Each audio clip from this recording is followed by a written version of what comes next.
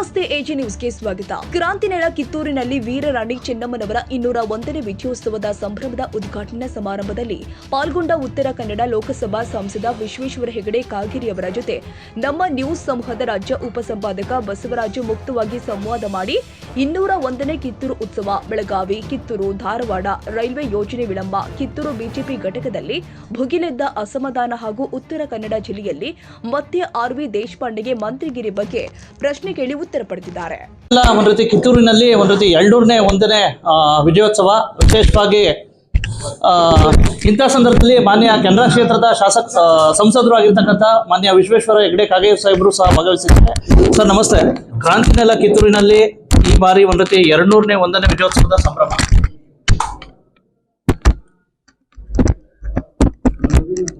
ಕಿತ್ತೂರು ರಾಣಿ ಚೆನ್ನಮ್ಮ ಅವರ ವಿಜಯೋತ್ಸವದ ಈ ಸಂಭ್ರಮದಲ್ಲಿ ಕಿತ್ತೂರಿನ ಜನತೆಗೆ, ನಾಡಿನ ಜನತೆಗೆ ನನ್ನ ಶುಭವನ್ನು ಕೋರ್ತಾ ಇಡೀ ನಾಡಿಗೆ ಕಿತ್ತೂರಿನ ಮೂಲಕ ಬಹಳ ಹೆಮ್ಮೆ, ಅಭಿಮಾನ ಪಡುವಂಥ ವಾತಾವರಣ ನಮ್ಮ ಇತಿಹಾಸದಿಂದ ನಮಗೆ ನಿರ್ಮಾಣ ಆಗಿದೆ. ಕಿತ್ತೂರಿನ ಬಗ್ಗೆ ಈ ಅಭಿಮಾನ ಪಟ್ಕೊಳ್ಳೋದಕ್ಕೆ ಕಾರಣ ಅಂದರೆ ಕಿತ್ತೂರು ರಾಣಿ ಚೆನ್ನಮ್ಮ ಬ್ರಿಟಿಷರ ವಿರುದ್ಧ ಮೊದಲ ಸ್ವಾತಂತ್ರ್ಯ ಸಂಗ್ರಾಮವನ್ನೇ ಪ್ರಾರಂಭಿಸಿದಂತಹ ಕಿತ್ತೂರು ರಾಣಿ ಚೆನ್ನಮ್ಮ ಅವರಿಂದಾಗಿ ಕಿತ್ತೂರಿಗೆ ಈ ಕೀರ್ತಿ ಬಂದಿದೆ, ಬೆಳಗಾವಿಗೆ ಈ ಕೀರ್ತಿ ಬಂದಿದೆ, ಕರ್ನಾಟಕಕ್ಕೆ, ನಾಡಿಗೆ ಈ ಕೀರ್ತಿ ಬಂದಿದೆ. ನಾವು ಇವತ್ತಿಗೂ ಸಹ ಅನೇಕ ವಿಷಯಗಳಲ್ಲಿ ಪರಕೀಯ ಮಾನಸಿಕತೆಯನ್ನು ನಾವು ಹೊಂದಿದ್ದೇವೆ. ನಮಗೆ ಸ್ವಾತಂತ್ರ್ಯ ಬಂದು 7 ದಶಕಗಳು ದಾಟಿದೆ. ಆದಾಗ್ಯೂ ಈ ಪರಕೀಯ ದಾಸ್ಯದ ಮಾನಸಿಕತೆಯಿಂದ ನಾವು ಹೊರಹೋಗುವಂಥ ಸಂಕಲ್ಪವನ್ನು ಮಾಡೋಣ. ಸ್ವದೇಶಿಯ ಚಿಂತನೆಯನ್ನು, ಸ್ವದೇಶಿಯ ವಸ್ತುಗಳ ಬಳಕೆಯನ್ನು, ಸ್ವದೇಶಿಮಯವಾದಂಥ ವಾತಾವರಣವನ್ನು ದೇಶದಲ್ಲಿ ನಿರ್ಮಿಸೋದಕ್ಕೆ ನಮಗೆ ರಾಣಿ ಚೆನ್ನಮ್ಮ ಪ್ರೇರಣೆಯಾಗಲಿ, ಸ್ಫೂರ್ತಿಯಾಗಲಿ ಅಂತ ನಾನು ಬಯಸ್ತೇನೆ. ಸರ್, ಈಗ ವಿಶೇಷವಾಗಿ ಪುರಾತತ್ವ ಇಲಾಖೆಯ ವ್ಯಾಪ್ತಿಯಲ್ಲಿ ಕಿತ್ತೂರು ಸಂಸ್ಥಾನದ ಹಲವಾರು ವಿವಿಧ ಗ್ರಾಮಗಳಲ್ಲಿದ್ದಾವೆ ಸರ್.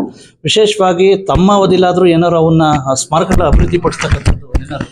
ಕಿತ್ತೂರು ಪ್ರಾಧಿಕಾರವನ್ನು ರಚಿಸಿ ಕಿತ್ತೂರು ಪ್ರಾಧಿಕಾರದಕ್ಕೆ ಬೇಕಾಗಿರುವಂತಹ ಎಲ್ಲ ರೀತಿಯ ಸಹಾಯ ಸಹಕಾರವನ್ನು ನಮ್ಮ ಅಧಿಕಾರ ಅವಧಿಯಲ್ಲಿ ನಾವು ಮಾಡೇ ಇದ್ದೇವೆ. ಕಿತ್ತೂರಿನ ಅಭಿವೃದ್ಧಿಗೆ ಸದಾ ನಾನಂತೂ ಸಂಸದನಾಗಿ ಬದ್ಧವಾಗಿದ್ದೇನೆ. ಕಿತ್ತೂರಿನ ಜನತೆ ಕಿತ್ತೂರಿನ ಅಭಿವೃದ್ಧಿಯ ದೃಷ್ಟಿಯಿಂದ ಏನೆಲ್ಲ ಬಯಸ್ತಾ ಇದ್ದಾರೋ ಅದನ್ನು ರಾಜ್ಯ ಕೇಂದ್ರ ಸರ್ಕಾರಗಳು ನಾವು ಜೊತೆ ಸೇರಿ ಮಾಡಬೇಕಾಗತ್ತೆ. ನಾನು ಅದನ್ನು ಮಾಡೋದಕ್ಕೆ ಸಂಸದನಾಗಿ ನಾನಂತೂ ನನ್ನ ಸಂಪೂರ್ಣ ಬೆಂಬಲ ಮತ್ತು ಅಗತ್ಯ ಪ್ರಯತ್ನವನ್ನು ನಾನು ಮಾಡ್ತೇನೆ.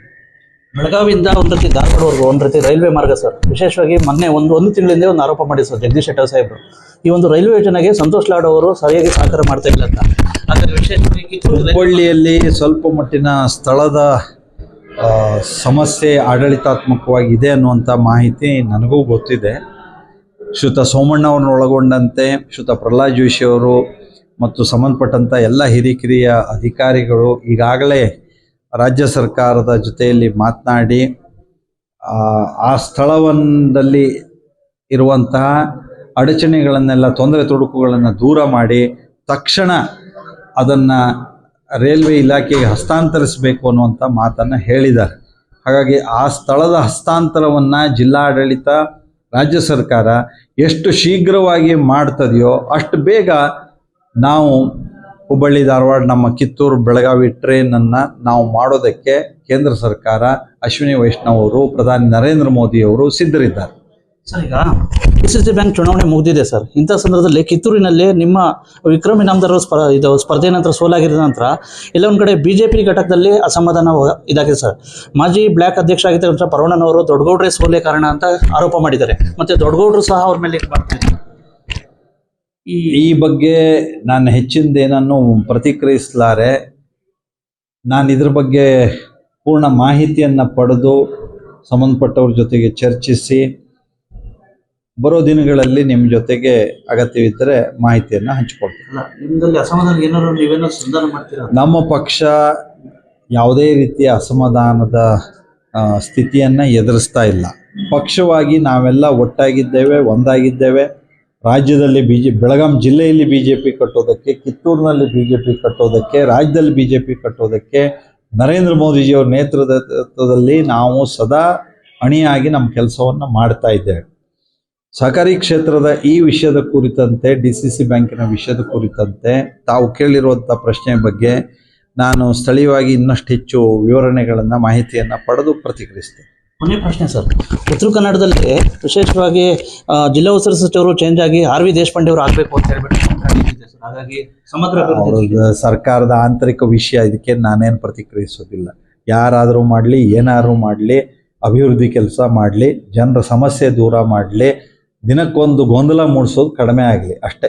ಇವಿಷ್ಟು ವರ್ಷ ಗೊತ್ತಾಯ್ತಲ್ಲ, ಮಾನ್ಯ ಗೌರವಾನ್ವಿತ ಸಂಸದರಾಗಿರ್ತಕ್ಕಂಥ ಶ್ರೀ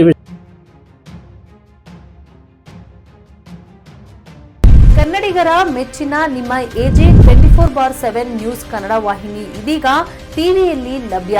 ಒಂದು ವೇಳೆ ನೋಟಿಸ್ ಕೊಟ್ಟಿದ್ರೆ ವಾಪಸ್ ತಗೋತೀವಿ. ಇವತ್ತು ವಕ್ಫ್ ಪ್ರಾಪರ್ಟಿ ಅಂತೇಳಿ ಬರ್ತದೆ ಅಂತ ಹೇಳಿದ್ರೆ ರೈತರು ಬೀದಿಗೆ ಬದಲು ಏನ್ ಮಾಡ್ಬೇಕಾಗತ್ತೆ? ಯಾರು ವೋಟ್ ಹಾಕಿಲ್ಲ ಅಂದ್ರೆ ಗ್ಯಾರಂಟಿನೆಲ್ಲ ಸ್ಟಾಪ್ ಮಾಡ್ಬಿಡ್ತೀವಿ.